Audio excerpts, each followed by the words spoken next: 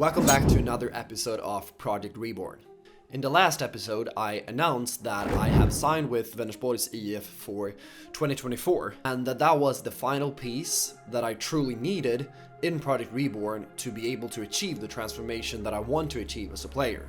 It was the final piece of the puzzle. Now then, since I signed a contract, a lot of it has just been about working out how I can balance my own individual trainings that I need to keep up with, that I had prior to signing the contract, and balancing that with the team trainings.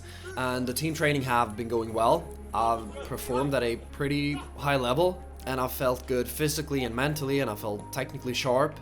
We have played the first couple of preseason games where the results maybe have not been the best, but that's not really that important in these initial phases of preseason, because this is the time where we want to experiment, where we want to try new things and try to implement the ideas that the coach has into our new system. It's also about finding that chemistry between all the players, and you can see in training that we have a lot of quality players and we just need to gel them together, and I think we'll be good to go when the season starts in a little over a month. We have also now switched it up a bit. From when I started back in November, December and January, I had a training program and a training plan that was geared towards that phase of the season.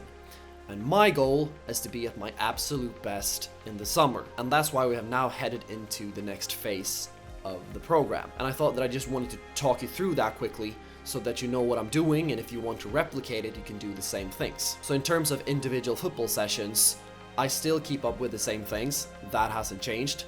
I have one session where I practice using my body under pressure. I have one session where I want to get in individual 1v1 defensive work. And the third session is about getting myself into the half spaces, which is the space that is slightly inside from the wing, where I will receive with either my back to goal, or I will turn, or I will have a heavy touch behind an imaginary defender. So it's about getting myself into different situations within the half spaces and then be able to attack those spaces effectively with the turns and the decisions that I take on the ball. For the gym sessions, I have reduced the number of sessions from 3 down to 2, and I usually like to get these sessions in as early in the week as possible for me to be fresh and ready for the games that often are at the weekends. So on Mondays, I like to go for a lower body gym session where the majority of the focus is placed on jumping and plyometrics and quick movements. I do a lot of different jump variations where I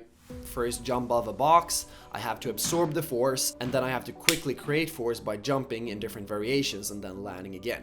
What has also happened is that we have taken the repetitions and we have decreased those as well, but we have increased the weights. And the reason why you decrease your reps but increase the weights is that you want to train more towards your max strength.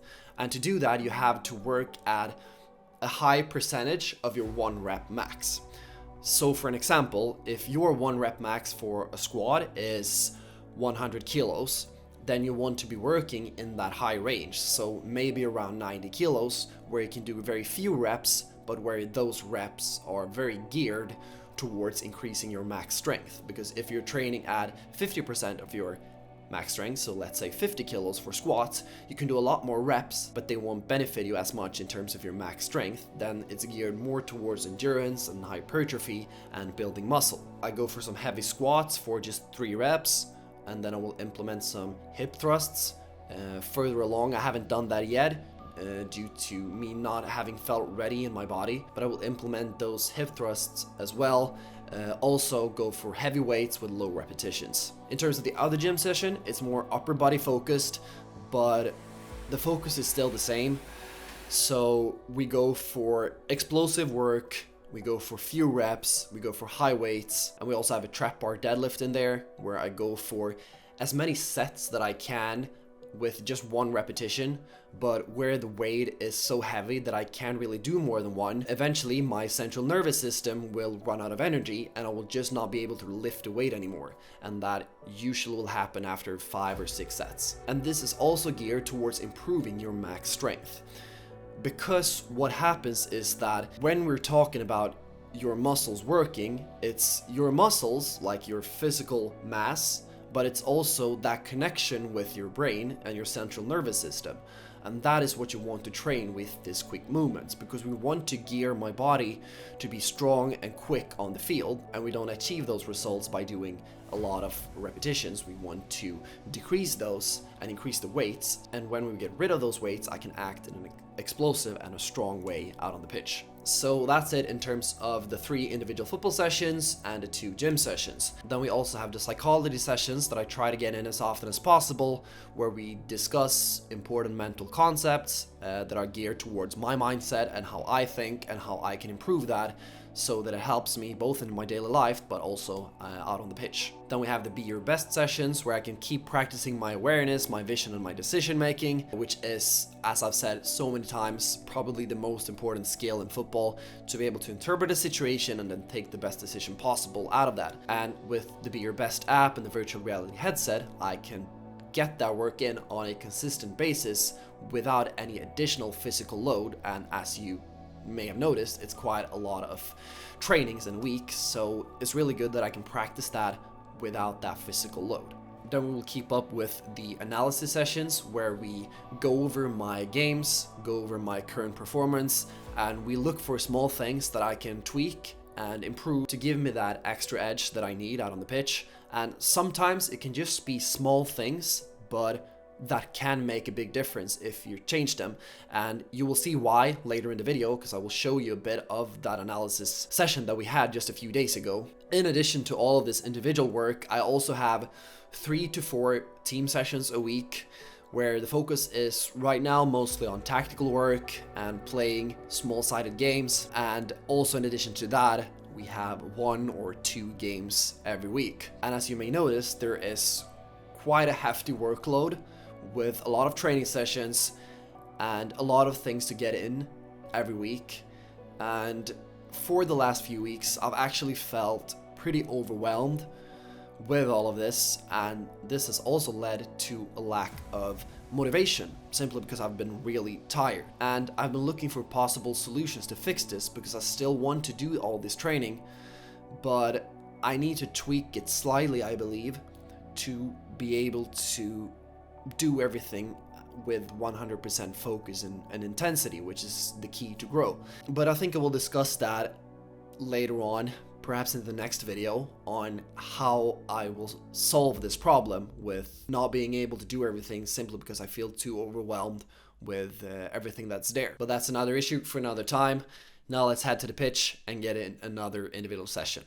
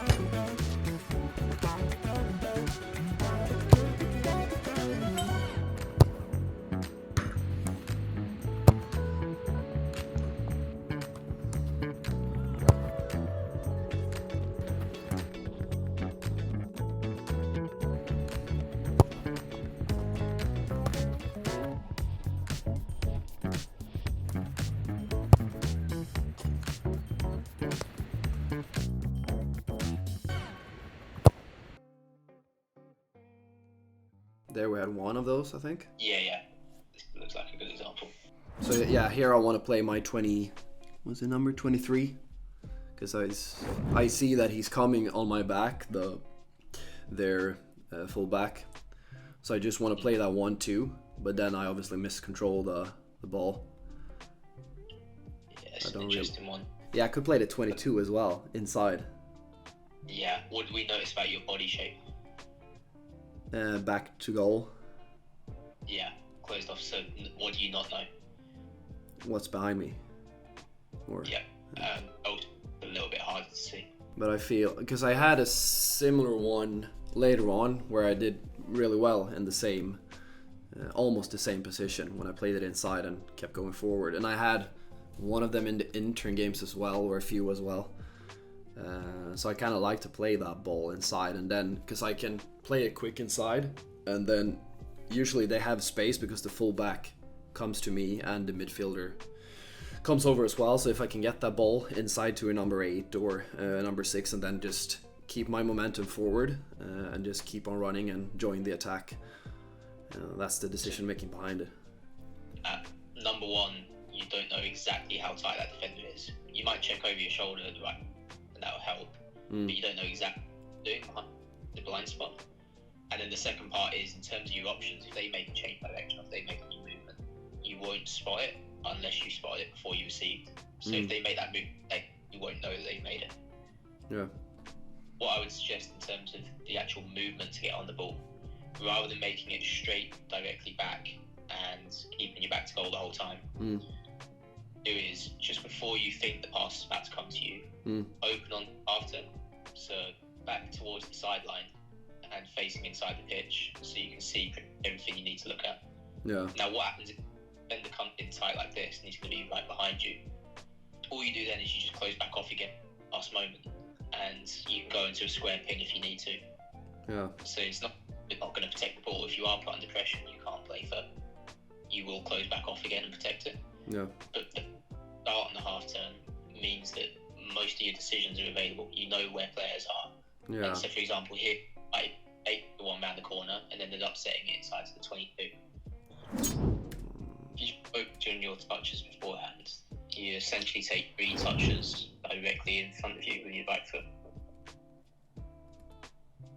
Do you mean here when I start driving the ball, or? Yeah, exactly. If you notice those touches, it's 3 straight balls down the line. Yeah. Where that isn't forcing any issues for the defence, all that happens is they'll shift across and to cut out. Yeah. So even in these moments, can we be changing the angle slightly with each touch? So you could use the outside of your right foot, cut side slightly, and then chop back out onto your left foot, and then left foot back inside onto the right. But just that little movement, just to put the hesitation in them so they can't just shift across. Yeah. You see this positioning again. Yeah. It's not the worst, but what you want to do is close that distance earlier. Yeah. This gap is lovely when the ball's on our side because we want that space from the defender.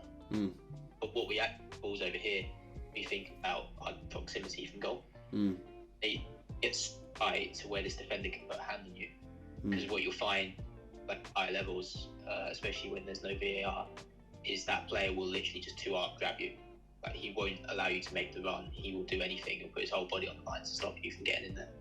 And referees don't really call any of it, so he'll get away with that. Yeah. So you don't want to be tight enough where he can lay a hand on you, but you do want to be a lot closer to goal than this. So if you're a couple yards to the outside of him at this point, that your V run or your double movement, all you need to do is make like a little dart as if you're going to come inside and then attack the back post. Yeah. Or you can make a movement as if you're going to go to the back post and you can actually cut across the edge of the box toward the penalty spot. Yeah.